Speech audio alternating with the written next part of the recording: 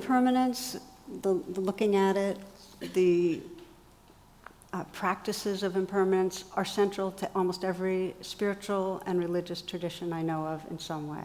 They're like right at the heart of it.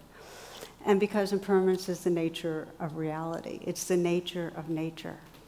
And so to open to truth means to open to that it's all changing, it's all moving, that our body is replacing its cells with new cells at a rate of millions per moment.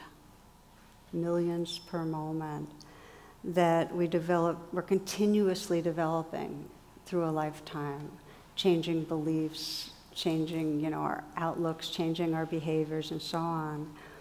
And that everything in the universe is changing, whether it's galaxies or trees or whatever. Every body in the universe arises out of the void and plays its time, keeps on moving, and dissolves back into the oneness.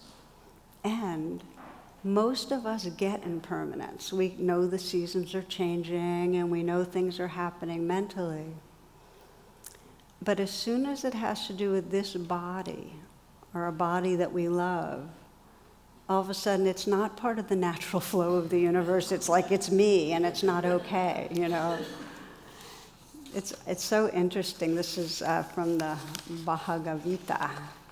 It's the place where Arjuna is talking with Lord Krishna. He says, what's the most amazing thing you've seen created on this earth? The most amazing thing? And the response is that human beings can see people all around them aging and die and think it won't happen to them.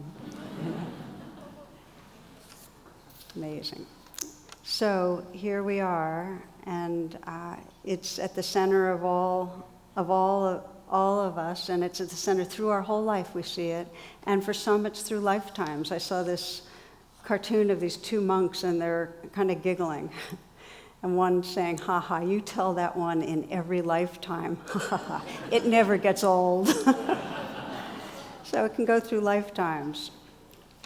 So in our contemporary culture, aging, sickness, dying, rather than being a natural part of things, in some way has this overlay as bad.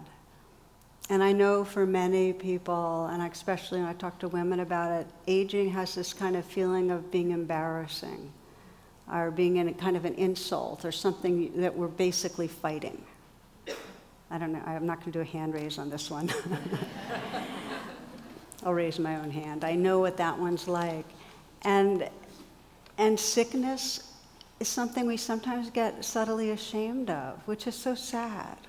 And that one I know big time. I've gone through enough rounds of it to know that on some level, it's not just taking it personally, but thinking I did something wrong or it reflects badly on me.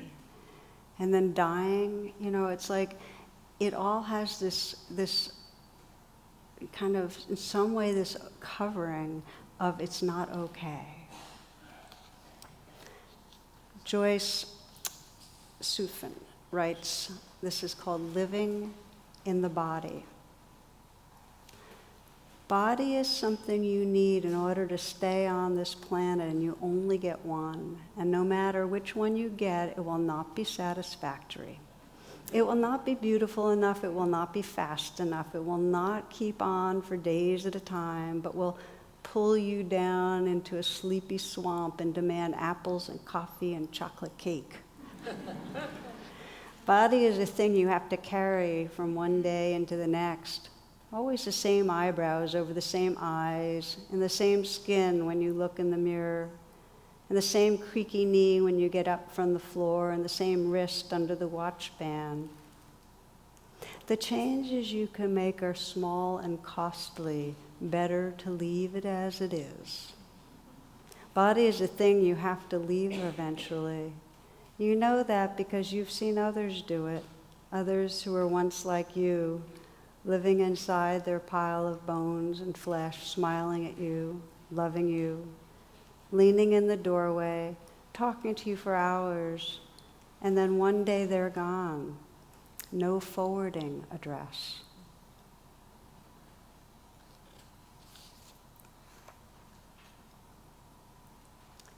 So this realm we're exploring is something we mentally get, we emotionally can resist. It's scary. It's mysterious as all get out. I mean, it's like you can't understand it in a conceptual way. So it's disturbing, and it's reality. And it's a reality that when we have the willingness to open to, profoundly changes our entire being. It awakens us to really who we are, that's larger than the changing flow.